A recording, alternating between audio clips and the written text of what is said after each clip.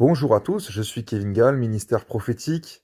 Nous sommes le 29 janvier 2020, il est 15h30 et je voulais vraiment vous demander de prier avant d'écouter les vidéos.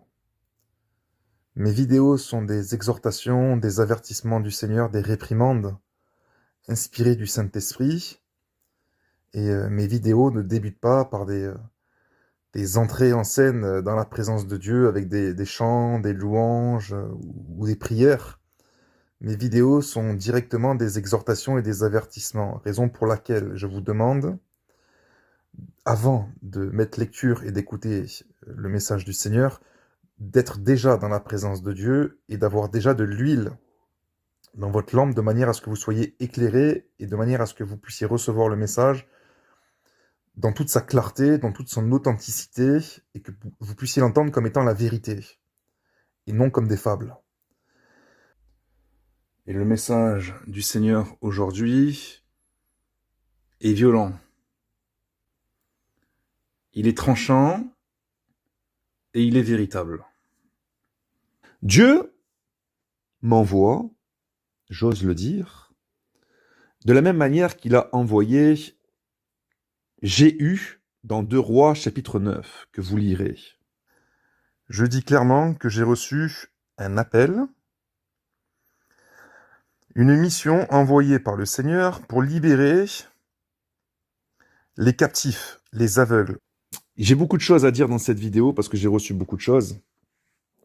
Et j'aimerais déjà vous avertir que Dieu me révèle comment le diable est en train de se liguer déjà contre moi. Je voulais maintenant, par l'Esprit du Seigneur qui m'a rappelé ces choses, vous donner, vous redonner, pour ceux qui ont déjà écouté cette vision que j'ai déjà donnée dans mes séminaires, mais aussi sur Internet, une vision que j'ai reçue en 2009-2010, alors que j'étais dans une église des Assemblées de Dieu, église pentecôtiste. J'avais quelques mois de conversion et le Seigneur me parlait déjà en esprit des problèmes de cette église, comme il le fait encore à l'heure actuelle, par le ministère qu'il m'a donné dans le domaine du discernement et de la prophétie. Bon, là, vous l'aurez tous entendu, il nous dit qu'il est envoyé par Dieu, que Dieu lui parle, qu'il a des messages et qu'il a reçu un appel et qu'il est en mission donc. Et encore, je ne vous ai pas montré tout, car ça serait beaucoup trop long, mais vous l'aurez compris, il correspond exactement, même s'il pense être dans la vérité, au prophète de mensonge. Bon, maintenant, on va jeter un œil sur quelques avertissements de notre Seigneur pour être encore plus précis dans le détail à propos des faux prophètes. Plusieurs faux prophètes s'élèveront et ils séduiront beaucoup de gens. Ensuite, on nous dit car il s'élèvera de faux Christ et de faux prophètes. Alors, le gros détail, c'est le fait que les faux prophètes s'élèvent. Car un vrai prophète ne s'élève pas, vu qu'il suit les enseignements qui nous dit de ne pas s'élever. Et maintenant, écoutons Kevin Gall. Nous devons marcher non par la vue, mais par la foi. Si tu marches par la foi, tes yeux spirituels vont commencer à s'ouvrir sur le monde spirituel. Donc tu dois me voir comme un roi d'Israël, comme un Jéhu. Donc tu dois me voir comme un roi d'Israël, comme un Jéhu. Bon, déjà là, on est mal. Il ne nous demande pas de le voir comme un simple frère, mais comme un roi. Rien que ça. Donc là déjà, il s'élève. Mais vous allez voir, c'est rien par rapport à ce qu'il va dire en plus. On continue. Donc tu dois me voir comme un roi d'Israël, comme un Jéhu. Comme un Jéhu dans l'Église. Maintenant dans le Nouveau Testament. Et non comme quelqu'un qui s'élève, qui se dresse, qui se croit meilleur que les autres. Quoique Dieu m'appelle maintenant à distribuer des onctions pour que vous reveniez à la vie. Alors, il nous dit qu'on ne doit pas le voir comme quelqu'un qui s'élève, qui se dresse et qui se croit meilleur que les autres. Et il rajoute quoique. Donc si, en fait, il se croit meilleur que les autres. Mais réécoutez bien pour quelles raisons il se croit meilleur que les autres. Qui se dresse, qui se croit meilleur que les autres. Quoique Dieu m'appelle maintenant Dieu m'appelle maintenant à distribuer des onctions pour que vous reveniez à la vie. Et voilà, nous savons maintenant pour quelle raison il a le droit exclusif de s'élever en tant que roi. C'est tout simplement parce que Dieu l'appelle. Et oui, il l'appelle à distribuer des onctions pour qu'on revienne à la vie. Vous comprenez? Alors que on est bien d'accord que s'il y a bien un roi à prendre en considération, c'est uniquement Jésus-Christ et non pas Kevin Gall. Donc maintenant, pour comprendre, il suffit de regarder un autre détail que le Seigneur nous montre à plusieurs reprises pour bien que l'on fasse attention de ne pas se laisser séduire. Écoutez bien cet autre détail très important. Car il s'élèvera de faux Christ et de faux prophètes. Le détail, c'est faux Christ. Vous allez comprendre pourquoi. On lit encore un avertissement dans un verset et on regarde ensuite un extrait de vidéo.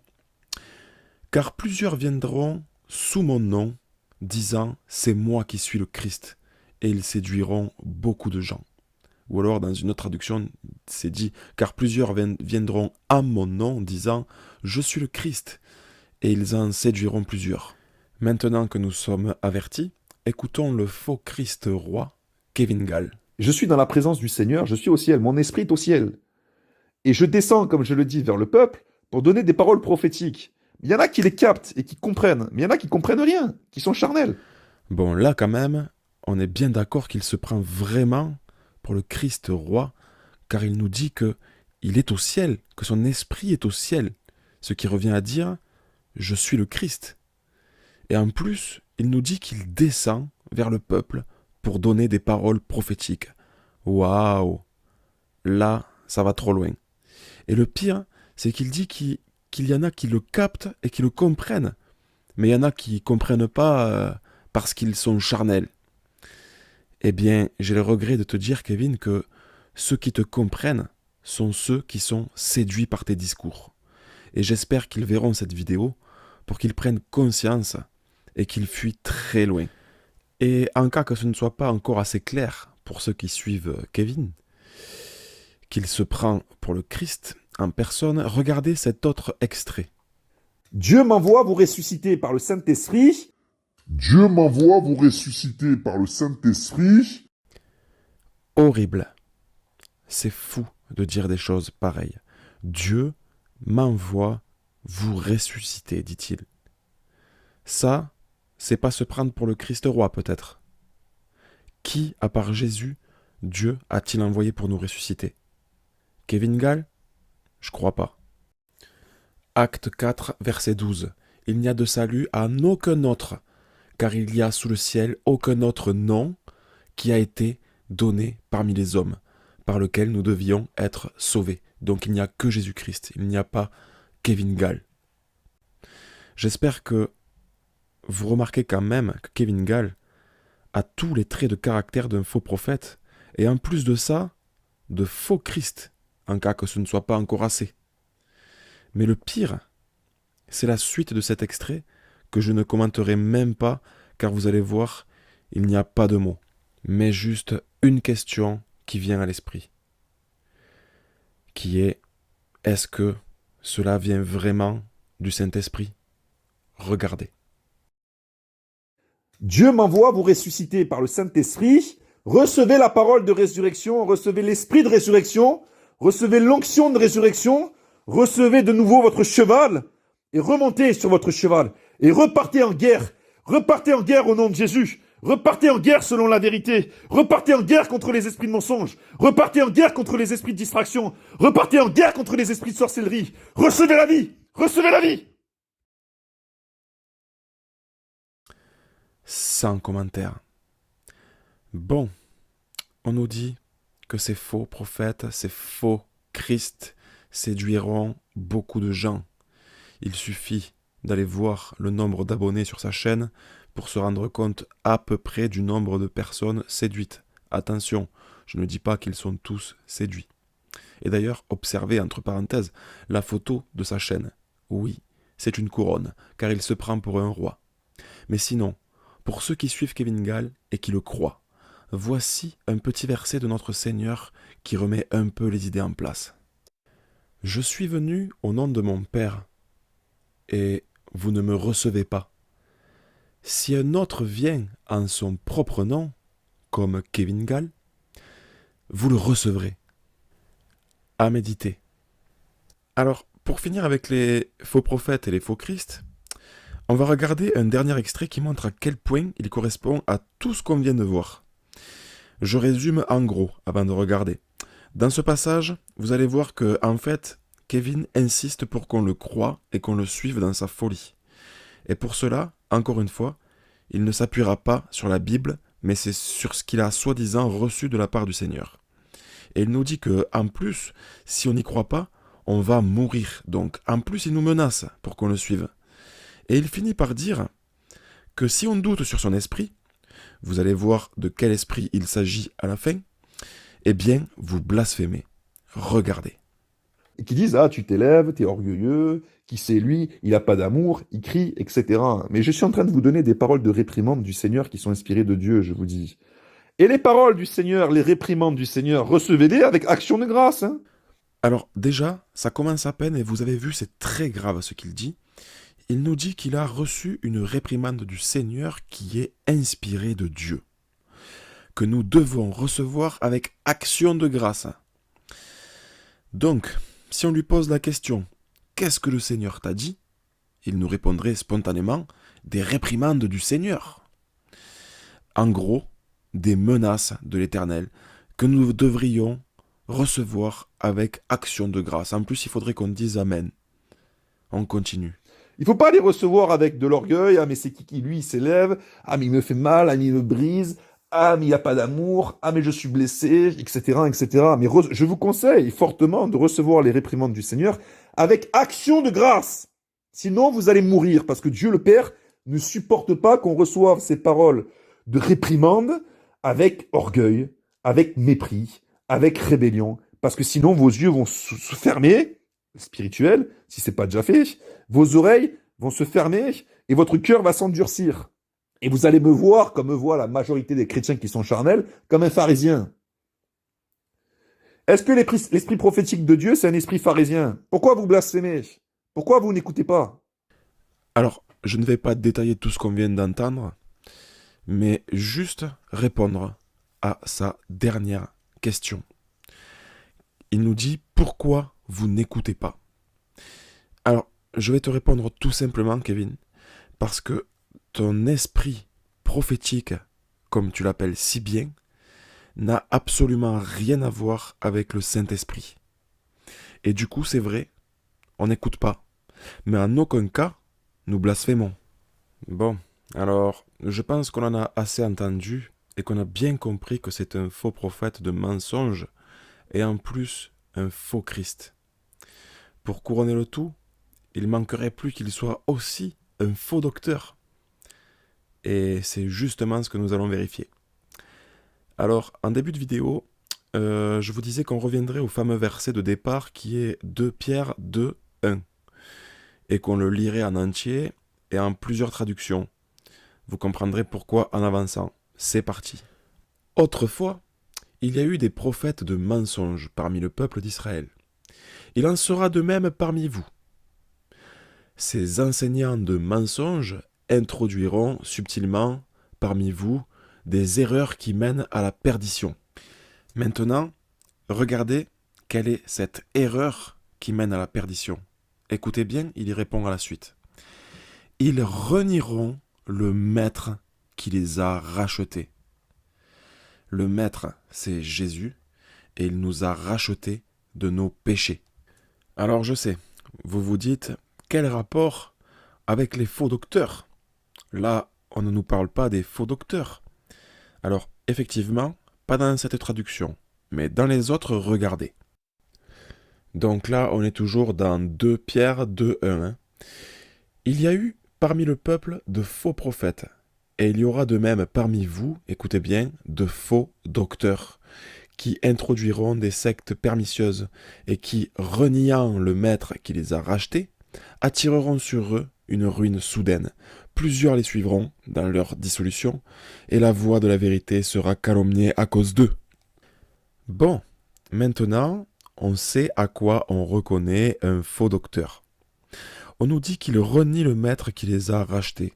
En gros, ils n'acceptent pas Jésus comme étant leur sauveur, car Jésus, c'est celui qui nous a sauvés de la mort en rachetant nos péchés par le sacrifice de la croix. Et en plus, il nous le dit, quand il est venu dans le monde, il nous a dit « Je ne suis pas venu dans le monde pour le juger, mais pour le sauver tout entier. » Et donc, le seul moyen d'avoir la vie éternelle, c'est de croire qu'il nous a sauvés, tout simplement. C'est la grâce de notre Père de nous avoir donné son propre Fils, afin que quiconque croit en lui soit sauvé. Cadeau, c'est pas au mérite. Tel est le véritable évangile. Évangile qui, au passage, je le rappelle, veut dire bonne nouvelle. Et effectivement, c'est même une excellente nouvelle. Donc, les faux docteurs renient tout ça. Et dans la traduction de Martin, pour être encore plus précis, regardez, c'est dit qu'ils y renoncent. Ils ne veulent pas le voir, ils ne veulent pas l'entendre, mais surtout ils ne veulent pas y croire. Voilà pourquoi il est dit à la suite qu'ils attireront sur eux une ruine soudaine. C'est simplement car ils n'ont pas voulu croire en lui. Donc ils n'auront pas été sauvés par Jésus, qui est notre seul sauveur. Bref. Et c'est à ça que nous les reconnaîtrons donc. Et dans mon introduction, en début de vidéo, je vous disais que Kevin était en campagne et en guerre et que nous verrons contre qui et contre quoi. Je vous laisse le découvrir par vous-même. Regardez. Quand je dis que nous sommes en campagne, que nous sommes en guerre, c'est que nous sommes en marche par l'esprit prophétique de Dieu et que le Seigneur est en train de rassembler des combattants à mes côtés, des combattants spirituels et des combattantes spirituelles, mais les combattantes doivent rester dans les tentes. Dieu appelle premièrement les hommes et Dieu donne aux hommes des chevaux de bataille. Que des esprits de mensonge travaillent, Bible à l'appui. Des esprits de mensonge qui vous enseignent en tordant le sens des textes, que vous êtes sauvés uniquement dans le fait de croire en Jésus seulement. Bon, là, encore dites-vous bien que j'ai pris juste 2 vidéos. Mais allez voir ces dernières vidéos si vous voulez être certaine de ce que je vous dis, car en ce moment, il est tout simplement en campagne et en guerre contre le véritable évangile et contre ceux qui prêchent que Jésus est notre sauveur, donc ceux qui reconnaissent le Maître qui nous a rachetés de nos péchés. Comme par exemple le frère André Saloum, qui tient la chaîne Le Salut en Jésus-Christ, que toi-même, Kevin, tu m'as mis en relation avec lui. Donc je peux me permettre d'en parler un petit peu. Et puis c'est un très bon exemple, vu que nous le connaissons tous les deux.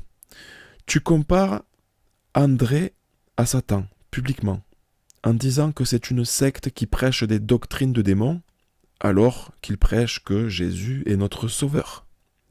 Tu racontes tes songes qui sont des mensonges en disant que tu as vu Satan qui prêche le salut par grâce. Tu dis que Dieu t'a parlé de André en disant qu'il renie ton esprit prophétique. Oh là là, c'est un blasphème. Mais Dieu ne t'a pas parlé. Tu mets en titre de ta vidéo que André, alors c'est pas écrit André, mais tout le monde a compris que c'est André, qu'il est égaré, voilé, endurci et maudit. Donc, tu le condamnes ouvertement et en plus tu rajoutes qu'il est appelé en jugement. Je présume que tu as dû entendre cet appel en méditant et que tu as dû capter la fréquence du royaume et entendre la voix de Dieu dire « J'appelle André Saloum ». Bref, tout ça, ce n'est pas digne d'un ministère prophétique. D'ailleurs, tu sais ce que doit faire un ministère, Kevin? Alors, regarde bien et écoute bien ce que doit faire un ministre dans un ministère. Et là, ce n'est pas moi qui parle, mais c'est Jésus qui parle directement à Saül et qui l'établit lui-même ministre. Donc, on est dans Actes chapitre 26, c'est parti, on lit. Au verset 16. Lève-toi et tiens-toi sur les pieds, car je te suis apparu pour t'établir ministre. D'accord? On y est. Ministre et témoin des choses que tu as vues et de celles pour lesquelles je t'apparaîtrai. Je t'ai choisi du milieu de ce peuple et du milieu des païens vers qui je t'envoie, afin que tu leur ouvres les yeux, pour qu'ils passent des ténèbres à la lumière et de la puissance de Satan à Dieu. Et maintenant, écoute bien, pour qu'ils reçoivent par la foi à moi, d'accord, le pardon des péchés et l'héritage avec les sanctifiés. Voilà donc ce que doit faire un ministre qui exerce dans son ministère. Il doit ouvrir les yeux, d'accord, des gens qui sont dans les ténèbres pour les amener à la lumière, c'est-à-dire de passer de la puissance de Satan pour aller à celle de Dieu, pour qu'ils reçoivent, d'accord, par la foi, donc par la croyance à moi, il dit, donc en Jésus-Christ, si on croit en Jésus-Christ, le pardon des péchés. Donc si on croit que Jésus-Christ est notre sauveur, il nous sauve, il nous rachète nos péchés, il nous pardonne nos péchés. Voilà ce que doit prêcher un vrai ministre dans un vrai ministère. Et voilà ce que prêche un faux ministre dans un faux ministère. Des esprits de mensonge qui vous enseignent en tordant le sens des textes que vous êtes sauvés uniquement dans le fait de croire en Jésus seulement. Et d'ailleurs, est-ce que tu sais, Kevin, ce qu'un vrai prophète doit témoigner? Lis ça. Et tu me diras après si je tords les versets. Actes, chapitre 10, verset 43. Tous les prophètes rendent de lui le témoignage, écoute bien, que quiconque croit en lui reçoit par son nom le pardon de ses péchés. Point. Pour que ce soit plus clair, on va lire un verset juste au-dessus. Et Jésus nous a ordonné de prêcher au peuple et d'attester que c'est lui qui a été établi par Dieu, juge des vivants et des morts. Tous les prophètes rendent de lui le témoignage que quiconque croit en lui reçoit par son nom le pardon des péchés. Voilà ce que Jésus nous a ordonné de prêcher au peuple. C'est écrit noir sur blanc, Kevin, personne tord les versets. Voilà. Alors, maintenant que nous savons qu'il est aussi un faux docteur qui renie le maître qui nous a rachetés. Décidément, il rentre dans toutes les mauvaises cases.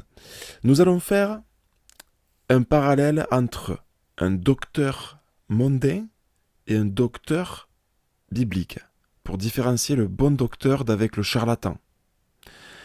Donc, quand on va chez le docteur, c'est parce que on est malade. Et donc, quand on se rend chez lui, c'est forcément pour avoir un remède pour être guéri. Le docteur commence donc par nous ausculter pour cibler les problèmes. Et en fonction des problèmes, il va vous écrire sur ordonnance ce que vous avez besoin pour guérir. Et forcément, si vous êtes tombé sur un bon docteur, alors vous serez guéri. Un docteur, selon la Bible, c'est la même chose. Vous êtes malade. Votre maladie, c'est le péché. Et vous savez pertinemment au fond de vous que vous allez en mourir. Vous avez donc besoin d'un remède efficace contre cette terrible maladie que tous les hommes de la terre ont. Donc, vous allez voir dans l'urgence un docteur afin de pouvoir être guéri de cette maladie qui semble être incurable. Et là, votre docteur, après vous avoir ausculté, il comprend que vous n'êtes pas encore sauvé, donc il vous prescrit quelques versets qui soignent. Il vous prêche tout simplement l'évangile. Il vous dit donc, bonne nouvelle, je connais le seul remède miracle pour cette maladie, c'est Jésus-Christ. C'est lui qui a racheté le péché du monde entier. Et pour être racheté, il vous suffit de croire qu'il est votre sauveur. Je vous recommande donc fortement de croire en lui, et vous serez enfin sauvé de votre maladie qui est le péché, guéri pour l'éternité. Ça, c'est un bon docteur qui soigne efficacement. Maintenant, on revient vers les docteurs mondains. Malheureusement, il y a parmi eux des charlatans. Vous venez les voir pour vous soigner. Et au lieu de vous donner un traitement radical et efficace, ils vous prescrivent une ordonnance où là, carrément, c'est une liste recto-verso avec des tonnes de médicaments placebo. À prendre à toute heure, il y en a tellement qu'on ne s'y retrouve pas, on y perd la tête. Et malgré tout ça, en plus, le docteur vous dit, après vous avoir donné cette charge de médicaments, que ce n'est pas sûr que vous puissiez être guéri. Ça, c'est un mauvais docteur charlatan. Maintenant, jetons un petit coup d'œil à cette vidéo de Kevin Gall qui nous explique comment faire pour être sauvé. Donc, il se présente un peu comme un docteur qui doit nous soigner. Et tous les gens malades qui cherchent à être guéris attendent le remède contre cette terrible maladie qui est le péché, qui nous conduira à une mort certaine si on ne le soigne pas. Alors, on va voir ce que va nous dire Dr Kevin Gall, qui en plus est armé d'un stylo et d'un papier, donc là c'est sérieux, on ne joue plus, et donc qui va devant vous vous prescrire comme sur une ordonnance ce qu'il vous faut pour que vous puissiez être peut-être guéri. Rien de sûr, vous allez voir. Ah oui, et en plus le titre de cette vidéo, c'est quand Paul écrivait aux églises sur la justification sans les œuvres, attention aux faux docteurs. Ça, c'est le titre de sa vidéo. On est quand même dans le thème.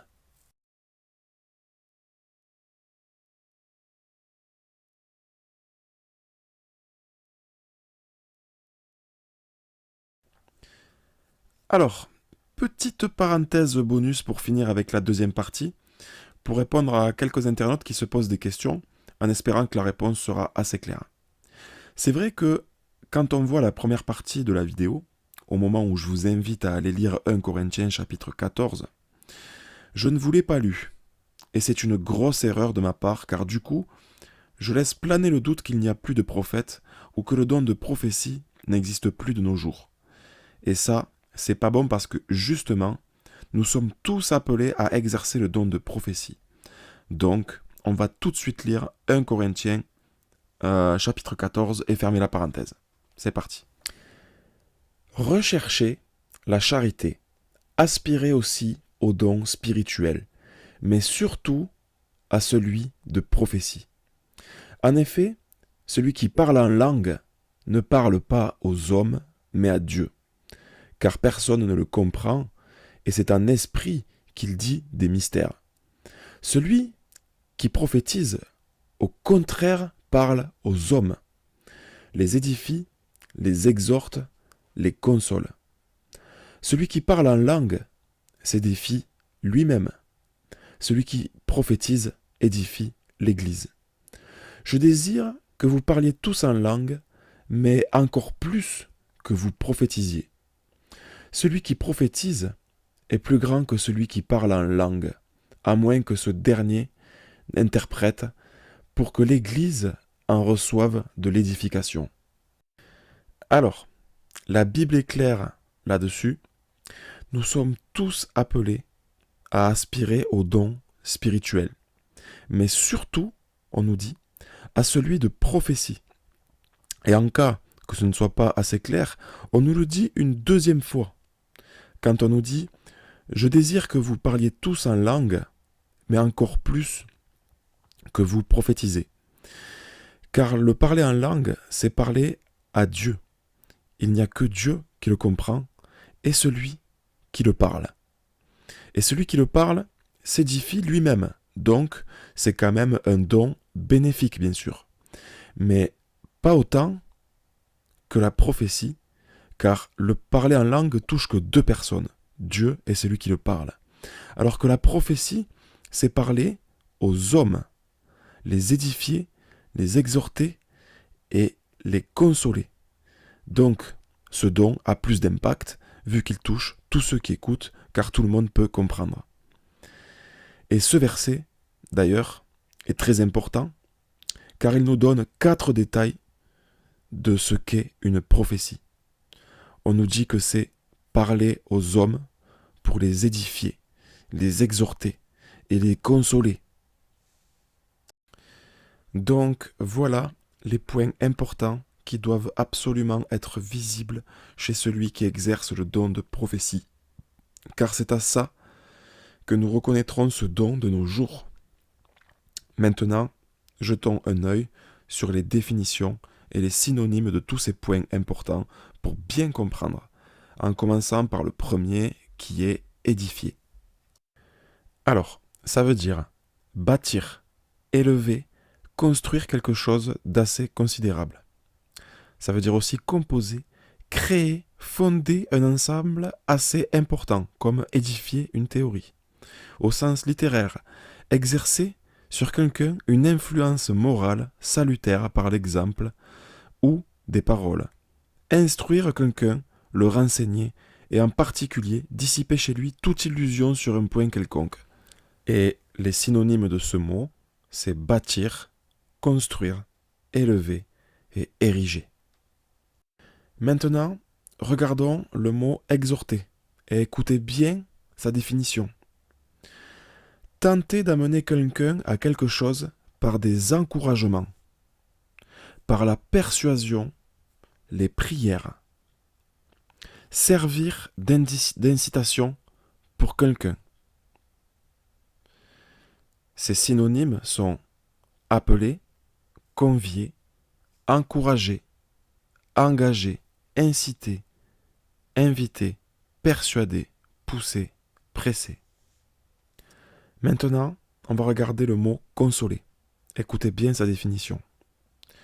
Consoler, c'est soulager quelqu'un qui a de la peine, du chagrin, l'aider dans sa douleur. C'est aussi apaiser, adoucir. Mais c'est aussi apporter à quelqu'un un réconfort, une compensation qui fera disparaître la peine éprouvée. Et ces synonymes sont réconforter et remonter. Voilà, maintenant que nous connaissons la définition exacte de ces trois mots qui définissent vraiment qu'est-ce que le don de prophétie, dans lequel nous sommes tous conviés à le pratiquer, et non pas que quelques élus privilégiés, nous pouvons maintenant nous poser la question, est-ce que Kevin Gall a ces trois traits de caractère qui définissent le don de prophétie? Je vous invite à découvrir la réponse par vous-même. Soyez bénis et aspirez au don de prophétie vous aussi.